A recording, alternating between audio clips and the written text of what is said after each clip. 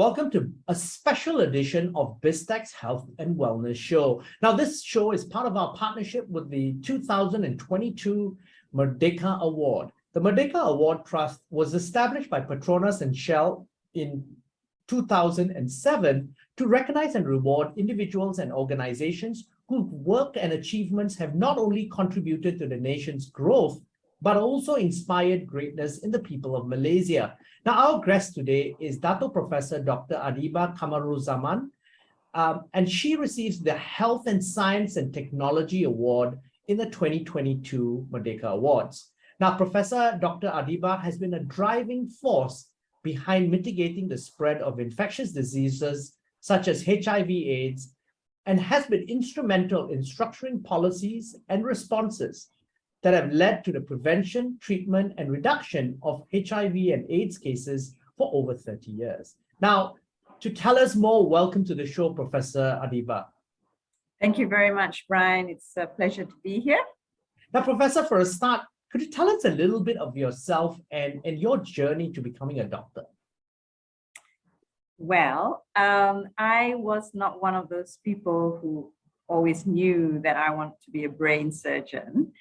I happened to do well at school, was sent on a Malaysian government scholarship to Australia, made the marks, and then thought, well, maybe medicine is for me. Then I went to Monash University to do medicine and continued on in Australia to be trained in internal medicine. At the time, infectious diseases and HIV/AIDS in particular, this was in the late 80s. I graduated in 87, so late 80s, early 90s.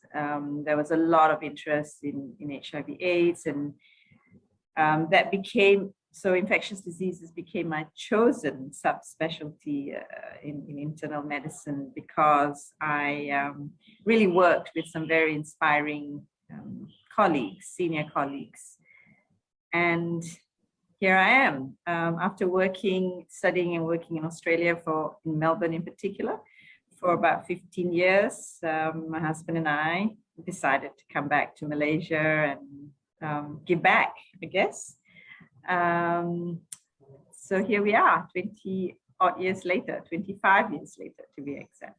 Okay, so what was the catalyst for you to turn from really being the student and the medical practitioner into the giver? And when I say giver, a couple of things you've done. First, you made the decision to come back to Malaysia. And then after that, once you came back to Malaysia, for example, set up the infectious diseases unit at the University of Malaya. You also set up the Center of Excellence for Research in AIDS. Tell us about what was that turning point. Well, the decision to come back was not very difficult. First of all, for family reasons, as always. And secondly, I owe the government of Malaysia, they've given me the opportunity to study and train in Australia. So at least temporarily, I had to pay back. And so we thought, we have one foot in each country. We didn't like it. We could always go back later on. But like I said, 22 years later, 25 years later, here we are. The field of infectious disease and HIV/AIDS in particular has a unique kind of ability to suck you in, if you like, because it's not just about biomedicine. It's not, there's a whole, you really need to look at the person and the whole issue in its totality, from what puts people at risk to what differentiates whether someone has access to treatment and all of that. And once you get sucked into it, it's very hard to turn away, if you like, because you start seeing it from more than just the medical angle. And that's how I then got involved with prevention, particularly amongst people who inject drugs. And as you learn more about it, you realize that the whole issue is so complicated. Then I start working on drug policy reform and research projects in Kajang prison and so forth and so forth, because truly you just can't turn away from it. You know, one thing leads to another, to another, to another. And yeah, I guess that's what made me want to give. And the other aspect of it is I enjoy seeing my junior colleagues get involved and then become leaders in their own right. I think that's the other reason, you know, I kind of established the research centers and the units. So it's not just about me, that we have a team working on things either clinically or in research. Now, Professor Adeeba, I want to ask you this because, as you said, you have a little bit of a foot in both countries. And so you have a global lens as opposed to a local lens, because you are recognized, for example, as one of the top 20 scientists, medical scientists, Islamic medical scientists in the world. Where is Malaysia, and where does Malaysia stand from a public health perspective in combating HIV and AIDS? Well, I think part of the reason I got the global recognition, and I have just stepped down as the president of the International AIDS Society as of a week ago, which is the largest organization of healthcare professionals with over 16,000 members in over 160 countries. As a result of our advocacy and our work in trying to reverse the HIV epidemic in Malaysia, particularly, like I said earlier on, when it was amongst people who inject drugs. So, you know, Malaysia led the way. We advocated, but ultimately it was the government of Malaysia that gave the green light for the needle syringe program and opioid agonist treatment for people who inject drugs, which has very successfully turned around the HIV epidemic in Malaysia from, you know, an average of 6,000 new infections reported annually back in the early 2000s to now, well, amongst people who inject drugs, to less than 500 people a year. So we've made this remarkable turnaround, and my colleagues and I have also looked at, since you are a business show, we've also, together with colleagues from University of New South Wales, Yale, and the World Bank, we also looked at the return on investment in this. And, you know, we in the 15 or so years of this program, we've probably saved the government of Malaysia, I think, something like 70 million ringgit. I need to go back. It's quite an old study, but we have significantly saved the government in terms of healthcare cost. So we have managed to turn it around. The other success that Malaysia has had is in eliminating mother-to-child transmission for HIV. This is, you know, a significant achievement as well. Unfortunately, in the last few years, and this was borne out in the report that was released at the AIDS 2022 conference in Montreal last week that I chaired, we are one of the few countries in the region, together with the Philippines, Pakistan, Papua New Guinea, I think, and Indonesia, that's seeing a rise in the number of new infections.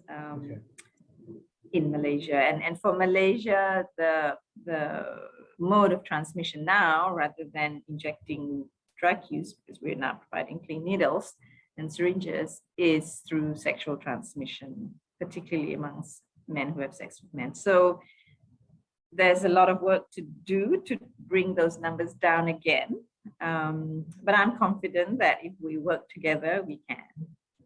Now, Professor, one of the interesting things that I found out was the fact that, unlike a lot of other governments, even in some Western and more advanced, richer countries, for example, like Singapore, the Malaysian government actually provides free or near free treatment for sufferers of HIV AIDS. Is that correct?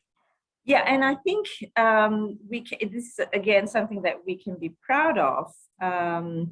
For our level of income as a country, we have really funded both the treatment and prevention programs to the tune of about, I think, 95% as domestic funding. We have had over the last many years some support from the Global Fund for AIDS, TB, and malaria, but by and large, most of our programs are funded domestically, including, as you mentioned, free treatment, free first-line treatment for Malaysians as soon as they need it. That this treatment is for life, right? That's right. AIDS is now a management thing. You can manage the disease. Correct. Now, then what can be done then to increase awareness among the general population? Because what you just mentioned earlier, worry is very worrying. The fact that rates of infection are actually increasing. So I think, one of the mantras in the HIV world is know your epidemic, know your response, meaning, we need to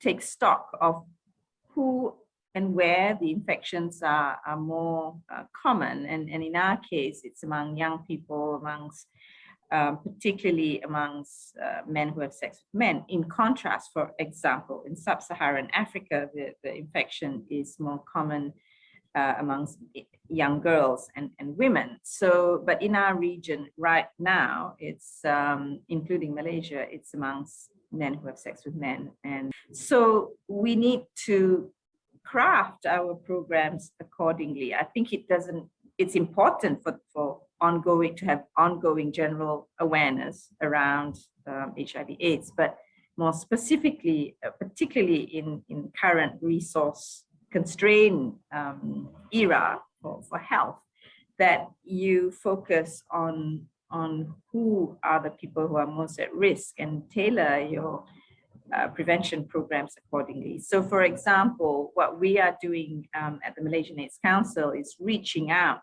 to these people who are most at risk through a web-based information, as well as they are able to order self-testing kits online, have the tests at home, share with us the results, share with the team the results, and we will channel them into treatment if they, or for confirmation and treatment if they test positive, or channel them to prevention programs, otherwise known as pre-exposure prophylaxis. So that's one example of kind of tailoring your prevention programs accordingly. The second is to really work with peers.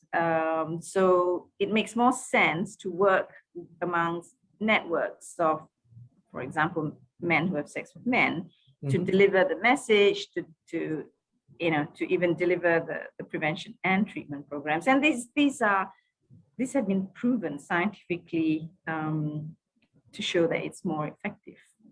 Professor, I've got to ask you this: what has kept your passion burning for all these years? I think it's a number of things. First of all, of course, it's at the individual level. It's incredibly humbling and fulfilling, I guess, to see someone, for example, someone who's come in ill, and you're able to give them back their lives without sounding so dramatic, with the very effective treatment that we have.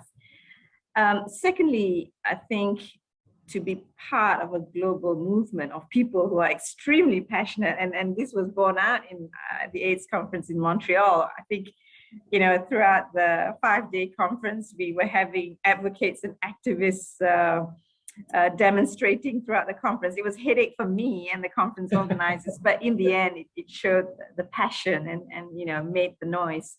So it's incredibly, again, exciting to be part of this global movement of really wonderful people. And it's not just doctors and scientists, but community workers and advocates and activists.